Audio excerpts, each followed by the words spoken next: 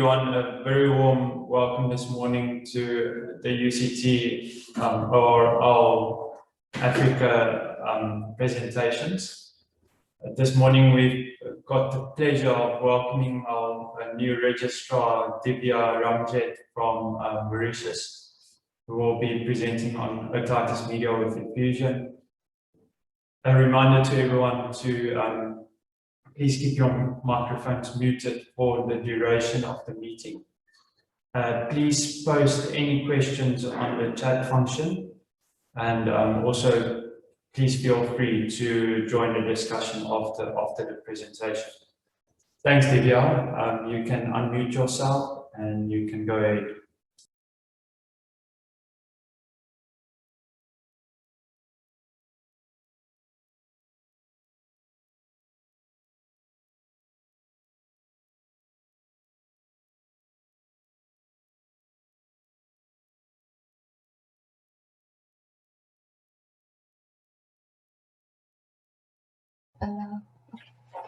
Good morning, everyone. I am Dr. Divya Pallavi Ramyead, a registrar at the University of Cape Town, and it's with great pleasure I'll be presenting on otitis media with effusion. Throughout the course of my presentation, I'll be talking on the definition, the classification of otitis media in general, the risk factors, pathogenesis, signs, symptoms, investigation, and treatment. To start off, what is otitis media with effusion? It is defined as the accumulation of mucus within the middle ear and sometimes in the mastoid air cell system. Persistence of this effusion for more than 3 months is referred to as chronic otitis media with effusion. Broadly, otitis media can be classified based on their duration into acute, subacute, chronic, and recurrent. But mainly in this presentation, I'll be referring to otitis media with effusion, which in the past was also more commonly referred to as serous otitis media, secretory otitis media, glue ear, or non-purulent otitis media. So the pathogenesis of otitis media with effusion starts off by the normal lining of the eustachian tube and the anterior mesotympanum being lined by pseudostratified columnar epithelial cells. Now, when there's an inflammatory reaction, there's an upregulation of the mucus cells as well as the goblet cells, leading to an overproduction of mucin and eventually a viscous fluid, and this accumulates, leading to impaired ciliary clearance and leads to otitis media with effusion. And in otitis media with effusion, the eustachian tube has a big role to play because the eustachian tube has 3 main functions in maintaining the normal ventilation of the middle ear, in that it helps in pressure regulation by contraction of the tensor veli palatini muscle. It has protective function by maintaining a gas cushioning effect, and it helps in clearance by the mucociliary activity and the muscular activity when the eustachian tube closes. There are certain risk factors for otitis media with effusion that we must take into account whenever we take a history from a patient. Other than the normal anatomical factors such as eustachian tube dysfunction or craniofacial abnormalities, there are also environmental factors. So studies have found that daycare children tend to get more recurrence of otitis media with effusion. Patients whose parents smoke at least 20 cigarettes per day are at risk for otitis media with effusion.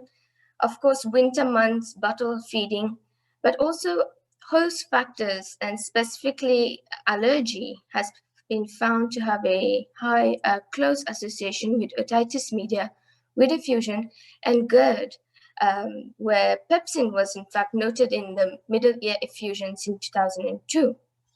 And of course, infections, bacteria and virus.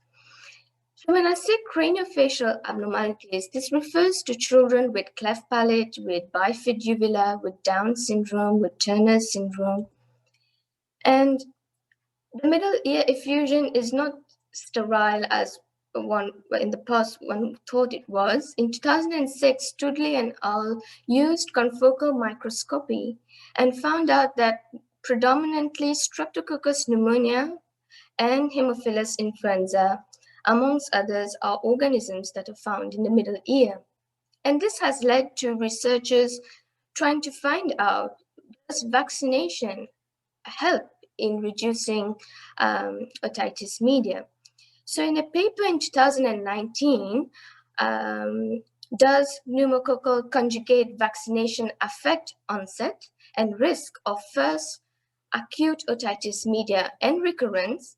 The study found out that, yes, indeed, vaccination does delay the onset of acute otitis media and subsequently its recurrence, and since acute otitis media is a predisposing factor for acute otitis media with effusion, this is also delayed.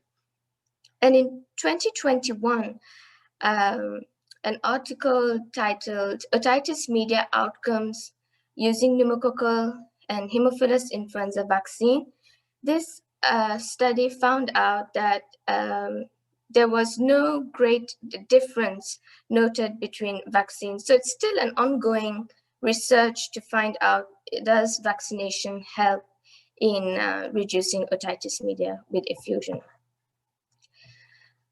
As we all know, symptoms in children can vary in terms of change of behavior, ear tugging, difficulties with balancing, hear loss, and on long-term, poor speech and language development due to the conductive hearing loss.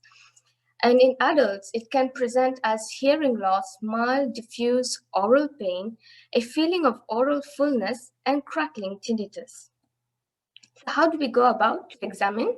As all ear examination, we must do an otoscopy. However, in otoscopy, it's important to note that otomicroscopy is better than otoscopy or tympanometry alone. And pneumatic otoscopy helps us to know the mobility of the tympanic membrane and therefore helps us to better diagnose otitis media with effusion.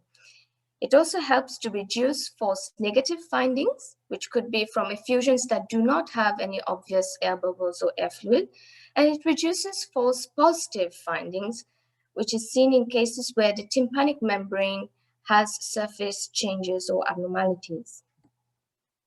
And the signs of otitis media with effusion is a dull tympanic membrane with a bluish hue. Also, there's on pneumatic otoscopy, there's a lack of mobility of the tympanic membrane. And as we can see on the picture on the right, there could be air fluid level with air bubbles in it. And nasal endoscopy is a very important test for us to do, especially in unilateral otitis media with effusion. And whenever we're suspecting an adenoid hypertrophy or a nasopharyngeal tumor.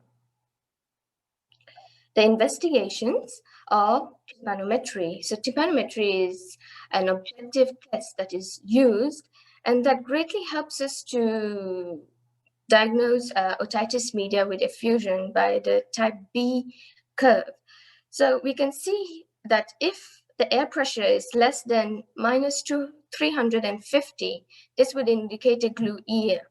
And we can see also in follow-ups at our clinic that a child with a type B with a positive response to treatment will move on to a type C, which means an intermediate probability of effusion, and eventually come to a type A, which is a normal tympanic curve. However, we must note that all type Bs do not necessarily mean glue ear. Type B can be seen in different conditions, such as in glue ear, in a perforated tympanic membrane, if the external ear canal is blocked. And for this reason, the ear canal volume is very important for us to note. So the normal ear canal volume is 0.5 to 1.5 centimeter cube. And in cases of otitis media with effusion, then there will be a normal ear canal volume. While if the tympanic membrane is perforated, the ear canal volume is higher, around 5. Also in our investigation, it's very important for us to use the age-specific audiometry. That is, for children less than 6 months, we would use behavioral audiometry. Children 6 months to 2 years, we would use visual reinforcement audiometry. Children 2 to 5 years, play audiometry, and children greater than 5 years, conventional audiometry. And if these audiometry fail, we can go to ABR and otoacoustic emissions.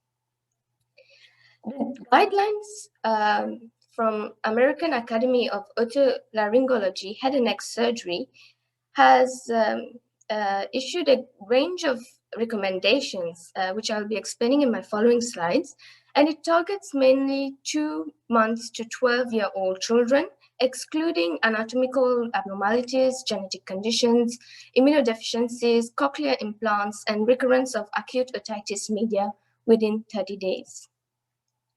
The guidelines emphasize on the surveillance of chronic otitis media. Usually, we would wait for a period of observation for the first 3 months and follow up at 3 months and then annually if the patient has resolved. But why chronic otitis media is very important is that the longer the duration of effusion, the more the structural damage occurs. And this structural damage can occur in terms of oscular necrosis, atrophy, retraction pockets of the tympanic membrane. And the risk factors that can lead for non-resoluting chronic otitis media includes hearing loss greater than 30 decibels, previous tympanostomy tubes, and no adenoidectomy done when it could have been done. The guidelines also emphasize on identifying at-risk children. Who are the at-risk children? They are children who have permanent hearing loss, patients with poor delayed speech and language development, children who are blind, children who have autistic disorders, children with Down syndrome, Turner syndrome, and children with craniofacial abnormalities.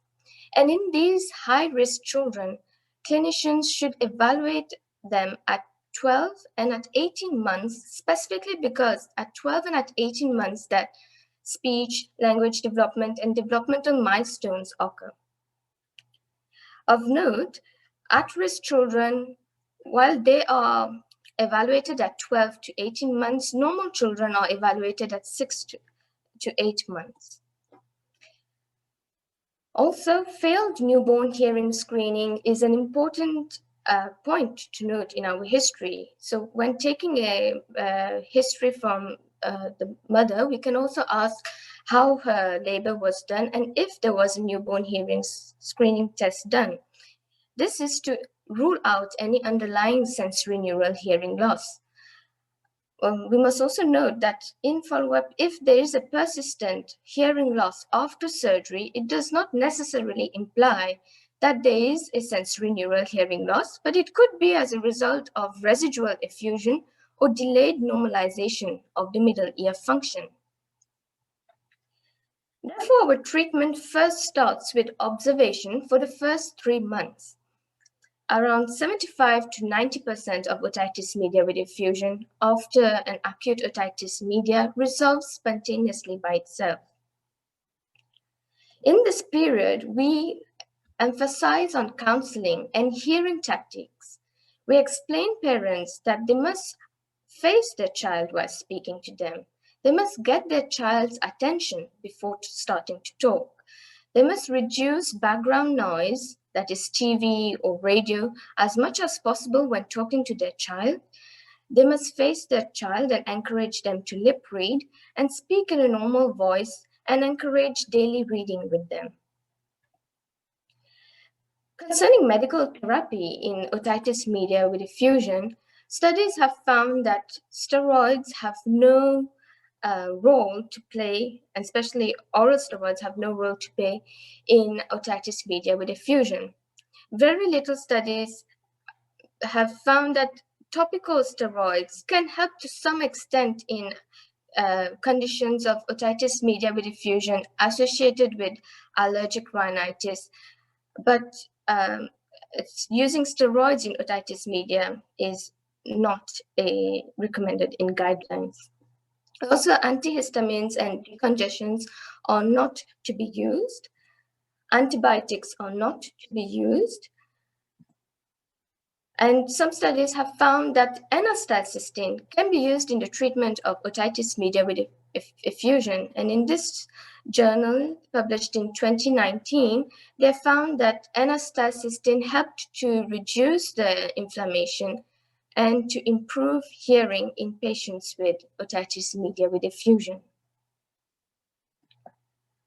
Now, the mainstay treatment that is used is using the Politzer maneuver. So in last year, in 2020, it marked the 100-year legacy of Dr. Adam Politzer, who is the father of, well, who's considered as one of the fathers of otology.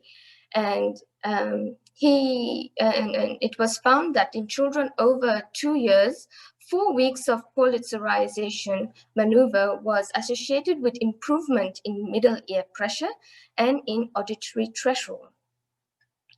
And the two ways we can do the Politzer's maneuver. We have balloon-based devices and we've got air pump devices, and they mostly function by the same principle. So if, for example, if I take the balloon-based device, we use a balloon and we insert it into the child's nose, and the child performs a Valsalva maneuver in order to increase pressure into the nasopharynx by blowing up the balloon.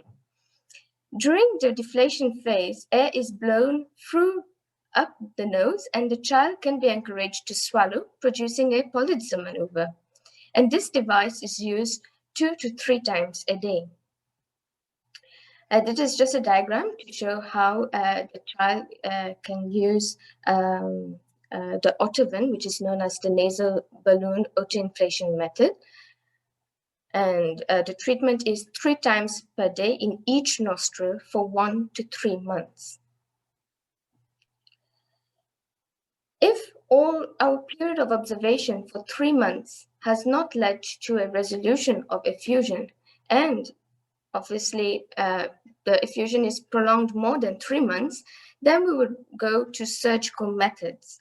And this depends on if it is a unilateral otitis media with effusion or a bilateral otitis media with effusion. The NICE guidelines recommends 3 main indications for referring to surgery for children. Firstly, if there's persistent bilateral otitis media with effusion lasting 3 or more months. Second, if there's a hearing loss in the best ear of 25 to 30 decibels or worse, averaged at 0.5, 1, 2, and 4 kilohertz, and in children who have social, educational, and developmental difficulties. Of note that children less than 4 years old, we would resort to tympanostomy tubes, and adenoidectomy should only be performed unless there is nasal obstruction or chronic adenoiditis. Otherwise, adenoidectomy is not performed less than 4 years old. Rather, it's a treatment for children greater than 4 years old where both tympanostomy tubes, adenoidectomy can be done. The different types of surgery that can be done for children includes firstly using only grommet insertion, and this will improve hearing by 12 decibels. Secondly, by using adenoidectomy alone, but with an additional effect of 3 to 4 decibels. Adenoidectomy plus myringotomy. Myringotomy means incision in the tympanic membrane, and adenoidectomy plus tympanostomy tube, which is done more commonly. So ventilation tubes can be short-term or it can be long-term stay tubes, and is the preferred method of treatment for otitis media with effusion. However, it comes with certain complications that have remedies, the most common being otorrhea, which is seen in 16% of children within 4 weeks of surgery. In 7% of patients, we can get an obstructed tube. In 4%, there could be premature extrusion of the tube, and 0.5% there could be tube displacement into the middle ear. Long-term sequelae of tympanostomy tubes include atrophy, retraction, perforation, and meringosclerosis. Iatrogenic cholesteatoma is very rare, but can occur if there's trapping of epidermis by the tube. And this is just a table to show that otorrhea is the most common complication, followed by meringosclerosis, and granulation tissue is only 5%.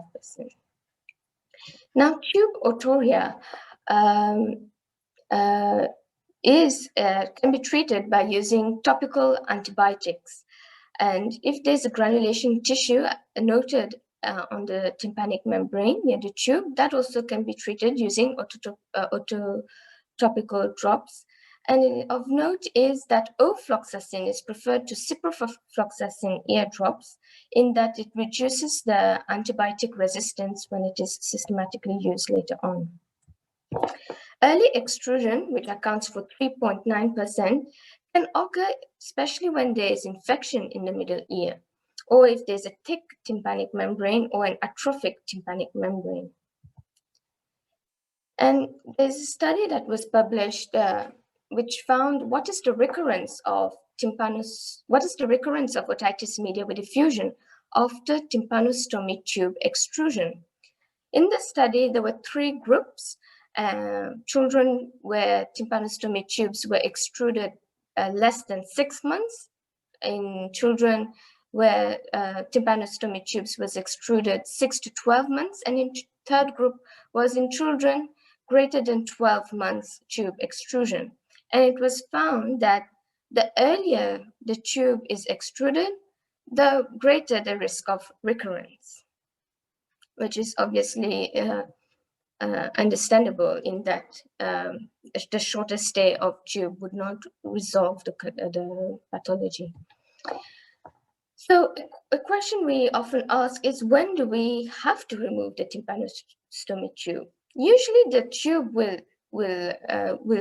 go out by itself, but when do we need to remove a tympanostomy tube is in these 4 conditions. If the middle ear has been free of disease for 1 year, if there are recurrent episodes of otorrhea that were not able to manage medically, if there's blockage of the tympanostomy tube that has become embedded with the granulation tissue, and if there's bilateral retained tubes in a child with good vegetation function. Audiometry helps us in reducing failure rates with treatment. It reduces time with middle ear effusion and decreases the need of repeated surgery. And then, as I said earlier, it should be done only in children greater than 4 years. Now, the post-surgical follow-up is done at 3 months after insertion of the tube and annually to assess if any problems have occurred and to assess the status of the chromat as well as the tympanic membrane. It is very important for us to document hearing loss pre-operatively and repeat it post-operatively. If the patients did not have a pre-operative hearing test, it should be done post-operatively to ensure that the hearing is normal. In our follow-up, or after surgery, we would advise patients in the past to take water precautions. And in this study in April 2019, in a randomized controlled trial regarding effect of water precautions on otorrhea, it was found that children who took water precautions and those who did not take water precautions had no difference. It was both same. So does that mean that we must not advise for water precautions? Well, the answer is in specific conditions, especially when a child is exposed to contaminated water in deep sea diving, or in children who experience ear discomfort during swimming, we must still advise them on taking water precautions. And the patient is instructed to avoid water entering the ear by blocking it with cotton and Vaseline or petroleum jelly when taking shower, or by using a rubber earplug. We also tell patients when they're washing their hair with shampoo to take water precautions, because the alkaline pH of soap will affect tympanic membrane. And also children with recurrent and persistent otorrhea, those with immune dysfunctions, they are children who should take water precautions. Regarding hearing aids are mostly used for children with cleft palate and Down syndrome, where we want to avoid the complications that are associated with repeated ventilation tube insertion. A brief note on otitis media in adults. It's very important for us when we note a unilateral sensory neural hearing, when we note an otitis media with effusion, to rule out the presence of a nasopharyngeal mass. But that is not the only condition that can be present. It can be broadly classified as nasal mucosal disease, nasal masses, anatomical factors, and other factors that can lead to otitis media with effusion in adults. So when we say nasal mucosal disease, this refers to allergic rhinitis, sinusitis, granulomatous disease, cystic fibrosis. Nasal masses can include adenoid hypertrophy, nasopharyngeal cancer, lymphoma. Anatomical factors include eustachian tube dysfunction, middle ear disease, or post-maxillectomy, and others include HIV, multiple myeloma, and very important if it is post-irradiation for nasopharyngeal tumor. And interestingly, it's been found that ICU patients tend to get middle ear effusions by the use of nasogastric tube. And in a study in 2013, it was found that it's not the 12-bore or the 16-bore nasogastric tube, but rather the 18 French gauge tube, nasogastric tube, that led to middle ear effusion in ICU patients.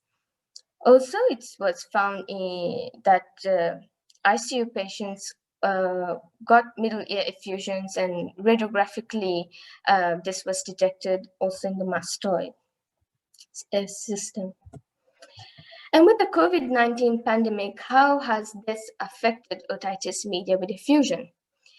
And interestingly, a hair glue ear application was developed in 2019 and won an award in UK in 2020. It was made by Dr. Tamsin Brown, and she basically found out that using a loudspeaker attached to the parent or to the teacher and connecting a hearing bone anchored device hearing aid in the child could help in overcoming the conductive hearing loss by the fact that the bone hearing aid would directly transmit sounds to the cochlea, bypassing the outer ear and the middle ear. So this was a great advancement that was done. And also another study in 2021 titled Effects of COVID-19 Lockdown on Otitis Media with Effusion in Children.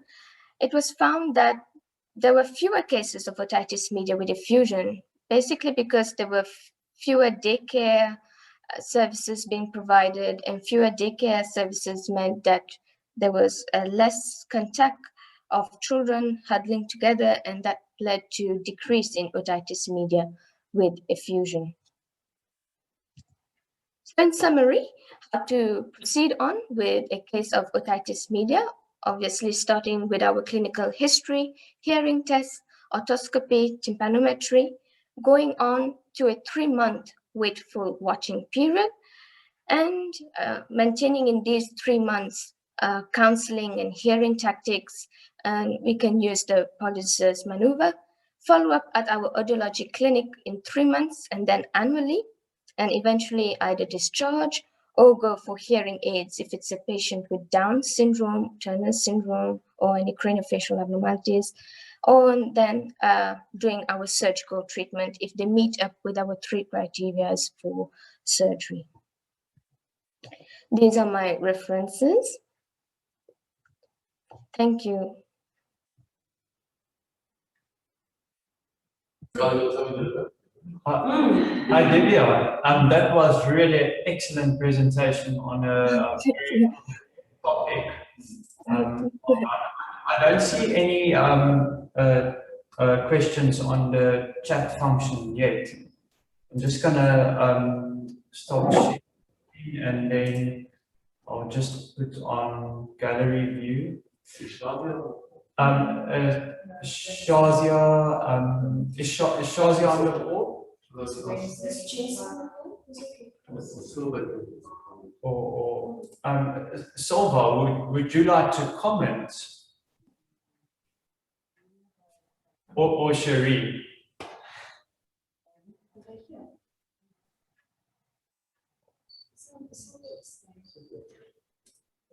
Divya, maybe if I can ask a question, I don't know if you came across your readings for this topic with regards to recurrent OME in children, with regards to adenoidectomy, even in the less than 4-year-olds, meaning that they have a recurrent more than 2 episodes. Will you automatically go ahead and do an adenoidectomy on the second tympanoid tube placement? For less than 4 years old? For less than 4 years old in a second presentation for OME, or is it only more than 4-year-old? Yes, it's only for more than 4 years old. So they say in the guidelines that only, so adenoidectomy should only be done if it is for less than 4 years, if there is a adenoid hypertrophy or any concerns with the adenoids. Otherwise, it should not be done. Okay, thanks, Divya. Tashneem, would you like to comment in OME in adults? Thanks, Stuart. Well, in the adult population, we don't see it as commonly. We obviously always exclude something in the post-nasal space. HIV population is quite common. We do see it really in other adults with recurrent OME, and they inevitably end up with longer-term ventilation tubes. I just remember from registrar days, which is a very long time ago, but my only concern with that 3-month waiting period is that it takes about a few months up to a year for a patient to be seen.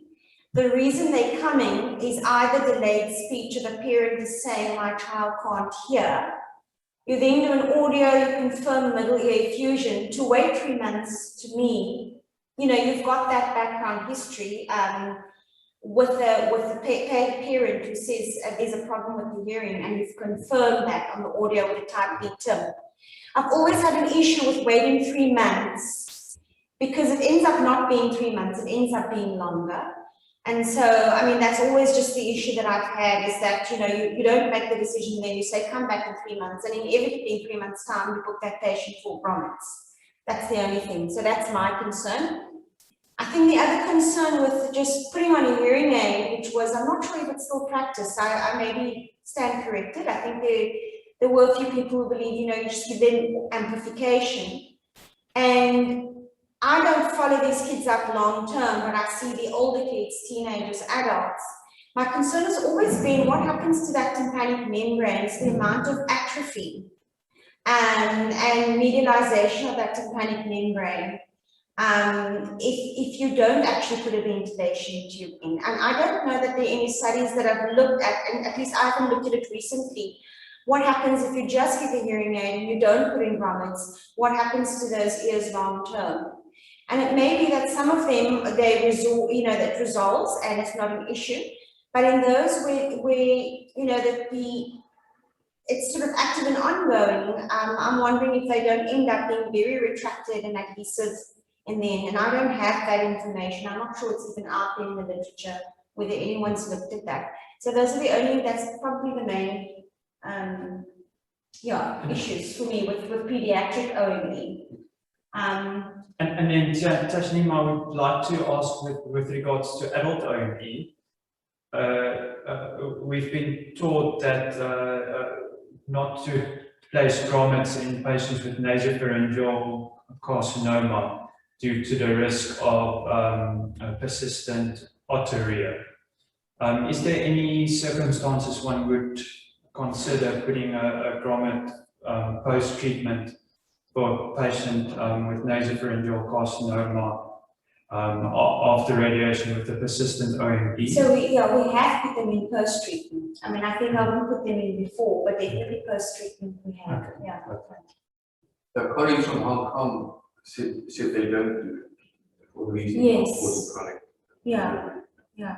You want to take that question there? Can't respond to that, perhaps. Just for the audience, that Solva asked Divya, what is your opinion on putting in grommets for profoundly deaf child with OME? I would still, is this Krishka? Yes. Yeah. So I would still put them in. I think, you know, I would still put in the grommets simply because, as I've said, I don't know what happens to that tympanic membrane long term. If this is a cochlear implant candidate, or going to be eventually, you still want to make sure you've got a stable middle ear tympanic membrane. You still have to treat it. That's my feeling. I think people may differ on that. But I think even if you've got a middle ear effusion in a patient with profound hearing loss, I would still put in a grommet, because you're not, in this case, it's not just about the hearing, but you want to prevent sort of further retraction, get a healthy middle ear. When this patient becomes a cochlear implant candidate at some point, then that still has to be treated irrespective. So my feeling is I would still put a grommet in. Yeah. What I would like to, I think one of the issues too is I'm not sure what the compliance is like in terms of follow-up. And you know, in our community, in our poorer community, we say come back in 3 months' time.